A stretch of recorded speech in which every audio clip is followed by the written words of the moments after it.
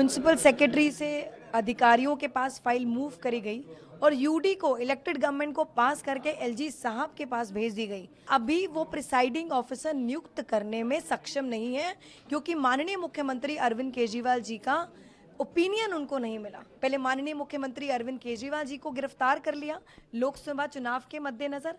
अब नगर निगम के मेयर और डिप्टी मेयर के चुनाव को रोककर ये भारतीय जनता पार्टी ने एक बार फिर से अपनी तानाशाही दिखाई है। कोर्ट जाने की जरूरत पड़ेगी तो जरूर हम जो अपने जुडिशरी सिस्टम पर जाएंगे। आज 26 अप्रैल है, जैसे आपको कल भी बताया गया था। आज मेयर और डिप्टी मेयर के चुनाव होने थे। इलेक्शन कमीशन की तरफ से परमिशन भी आ गई थी। जिस प्रकार म्युनिसिपल सेक्रेटरी से अधिकारियों के पास फाइल मूव करी गई और यूडी को इलेक्टेड गवर्नमेंट को पास करके एलजी साहब के पास भेज दी गई। अब एलजी साहब ने कल जो फाइल में कमेंट लिखा कि अभी वो प्रिसाइडिंग ऑफिसर नियुक्त करने में सक्षम नहीं है क्योंकि माननीय मुख्यमंत्री अरविंद केजरीवाल जी का ओपिनियन उनको नहीं मिला और इसीलिए आज जो चुनाव है वो पोस्टपोन कर दिए गए। और आज की तारीख में, आज को मैं आपको बताना चाहती हूँ, थर्ड टर्म है। जो थर्ड टर्म नगर निगम का होता है, जो मेयर है वो दलित समाज का मेयर बनना चाहिए और कहीं ना कहीं भारतीय जनता पार्टी की ये मानसिकता को दर्शाता है कि वो दलित समाज को ऊपर नहीं उठने देना चाहते। क्योंकि इस बार जब मेयर और डिप्टी मेयर का चुनाव होता तो हमारे महेश किच्ची जी जो रिजर्व कैटेगरी से हैं वो मेयर बनकर आते, डिप्टी मेयर रविंदर भारद्वाज जी बन के आते। और अब साफ हो गया है कि लोकसभा चुनाव है। पहले माननीय मुख्यमंत्री अरविंद केजरीवाल जी को गिरफ्तार कर लिया लोकसभा चुनाव के मद्देनजर।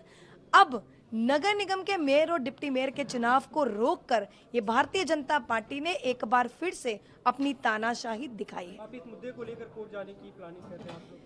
देखिए, अभी तो जो ऑर्डर में लिखा है कि मेयर और डिप्टी मेयर कंटिन्यू रहेंगे। अभी आचार संहिता है और जाहिर सी बात है, पिछली बार भी हम कोर्ट गए थे, हमने कोर्ट का दरवाजा खटखटाया था। इस बार भी जरूरत पड़ी हम लीगल ओपिनियन लेंगे और ऑफिसर से भी, अधिकारियों से भी बातचीत करेंगे। कोर्ट जाने की जरूरत पड़ेगी तो जरूर हम जो अपने जुडिशरी सिस्टम पर जाएंगे। सदन में बीजेपी ने हाउस टैक्स को लेकर प्रोटेस्ट किया है। हाउस टैक्स एक बड़ा मुद्दा उन्होंने बोल रहे हैं कि गलत तरीके से हाउस टैक्स की बढ़ोतरी की है। देखिए, आपको बताना चाहूंगी मैं, हाउस टैक्स की हर साल स्कीम आती थी, समृद्धि स्कीम, एमनेस्टी स्कीम। इस बार अधिकारियों पे प्रेशर डालकर उस स्कीम को भी रोका गया।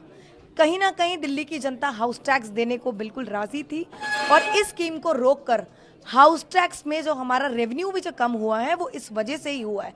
भारतीय जनता पार्टी हर वो दांव पेच खेल रही है, हर वो साजिश, हर वो षड्यंत्र कर रही है जिससे आम आदमी पार्टी के काम नगर निगम में रुके। तो सीएम की अनुशंसा ले लेते।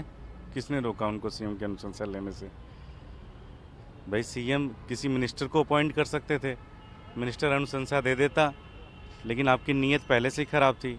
आपने फाइल ना मिनिस्टर को भेजा, आपने यूडी सेक्रेटरी से सीएस को भिजवाया और सीएस से सीधे सीधे एलजी के पास चला गया। तो आपने तो अनुशंसा लेने की कोशिश ही नहीं की। तो इसका मतलब आपने पहले से ही पूरा प्लान बना रखा था कि आपको मेयर चुनाव नहीं कराना है, क्योंकि आप भारत के संविधान में भरोसा नहीं रखते, आप बाबा साहब के बनाए हुए संविधान में भरोसा नहीं रखते। आप दिल्ली के अंदर ये नहीं चाहते कि जो एक टर्म पूरी तरह से मेयर प्रत्याशी के लिए रिजर्व होता है, मेयर दिल्ली का मेयर दलित प्रत्याशी के लिए रिजर्व होता है, वो आप उसे देना नहीं चाहते। तो इस तरीके से आप पूरी तरह से एक्सपोज हो गए हैं। आपका दलित विरोधी और संविधान विरोधी चेहरा पूरी तरह से बाहर आ गया। क्या आम आदमी पार्टी इस मामले को लेकर? आम आदमी पार्टी कोर्ट का भी रुख कर सकती है। आम आदमी पार्टी इसको ज़मीन पे भी बनाएगी, इसको बहुत बड़ा मुद्दा बनाएगी, क्योंकि लोगों के अंदर बहुत ज़्यादा गुस्सा है इस बात को लेकर। देखिए, देश के लोग अब परेशान हो गए हैं कि हर दिन धमकी दी जाती है संविधान बदल दिया जाएगा, हर दिन धमकी दी जाती है एक संविधान, और बदल भी दिया जा रहा है और करके भी दिखाया जा रहा है। तो लोग अब परेशान हो चुके हैं इनसे।